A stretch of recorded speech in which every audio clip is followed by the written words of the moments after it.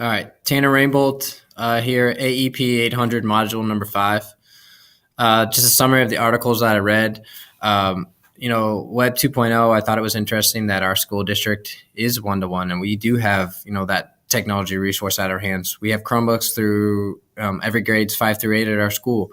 We have interactive smartboards that our students can use. I think that's also great for teachers, to switch things up. We'll talk about a flipped classroom here in a little bit, but adequate training wise, I think we did have adequate training. We had, about 3 or 4 months, professional development, a couple days here in each month, and kind of got us, comfortable in using Chromebooks and how they would be used in, each individual person's classroom. Funds wise, it took us a while to come up with funds. We're a Title I school, so we had a little bit of help, but I can see how, that could be an issue. And time-wise, it's going to take time. It took us about a year from the time we put a proposal together to have Chromebooks. So, it does take time. I talked about a flipped classroom. We use Google Classroom. So basically allows students to be physically active here in PE, but then outside of the classroom, they have other opportunities to complete work, which is, kind of what this graphic says, moving away from traditional lecture classroom and, having things outside of the classroom, homework activities using technology. The digital divide, I was really surprised that 25% of the U.S. Doesn't have broadband internet. I didn't realize that, dial-up was still a thing. I remember as a kid and it was super slow, so I can only imagine how frustrating that would be today. Digital divide, I honestly don't think we're going to get 100%. I'd love to see that happen, but just the economic status, some people can't afford it. They can't afford broadband Wi-Fi. They can't, they may not have a computer at home to use, and they may not have a smartphone. They may have a flip phone, or they may not have a cell phone at all. So I want to say that we could get that done, but I don't know if we'll ever get 100%. Skill sets that I think students need are effort and passion to start with. They got to put in the work, to get things done, and they need to find something they're good at, find something they like. If your passion is in something, your effort's going to go up. I think it works, hand in hand there. Collaborating or working as a team, that's a big thing now. The workforce is moving towards that, is coming to a common shared goal.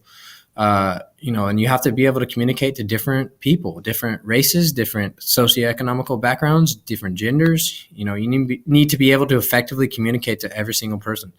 And problem solving and adversity, when the going gets tough, you need to be able to fight through it. You got to be able to find a way.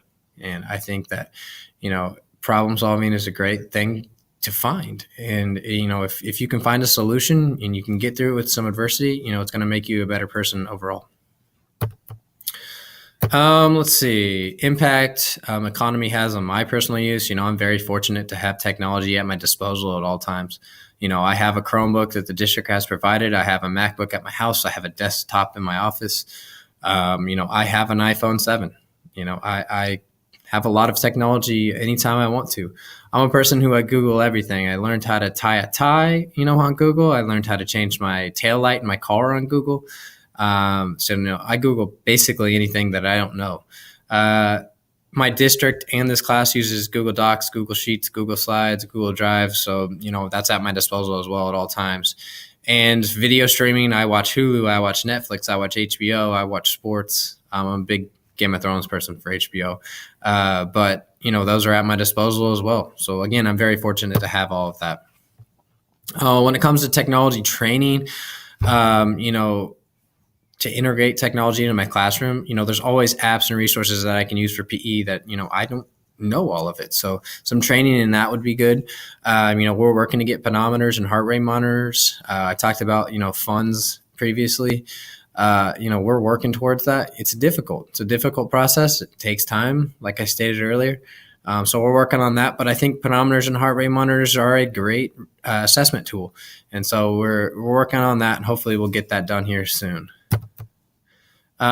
Is your school equipped with 21st century technology? I do, believe we are. We have broadband Wi-Fi, enough to support every student, every teacher on at the same time. We talked about our one-to-one initiative with Chromebooks. We have interactive smart boards. I even have one in my PE locker room. They're a great resource tool for students and teachers. And online resources, I thought this was cool for our library, kind of moving away from the typical textbook and paperback books. Is we have resources and sources, credible sites, things that students can use to find those resources. So I thought that was interesting as well. Advantages to innovative practices. Critical thinking and problem skills. I talked about that earlier. It's great to be able to have that, and students can work through problems and come to a solution to things. Collaboration, as you can see in my graphic here, two good ideas put together is going to come up with the best idea. So working with somebody to come to a common goal or a vision is great. I think it also helps with paper usage. Obviously, if things are moving towards online, you're going to have less, papers that you need to print out. Time management wise, you can have, Google Forms, for example, grade some of your multiple choice questions. It's going to help teachers and save them some time that way. And it's also how the real world is going, especially the workforce. You got to be able to integrate technology. You got to be able to, work with other people when it comes to, collaborating and problem skills and thinking and things in that nature. So, if we can teach that now and get students, going on that train, hopefully that will help them when they do get a real job. Disadvantages I see, there's always going to be technological difficulties. That's for sure. Talking about credible resources from the past is students sometimes don't know. So, that's something that we got to teach them, that not everything on the internet, is true. And the other thing is my graphic here, says no games, computer games, making sure people are on task. It's another thing for teachers to manage. We at our school, we say dock your Chromebook. So that means close your Chromebook lid, eyes on me. So those are some disadvantages I see.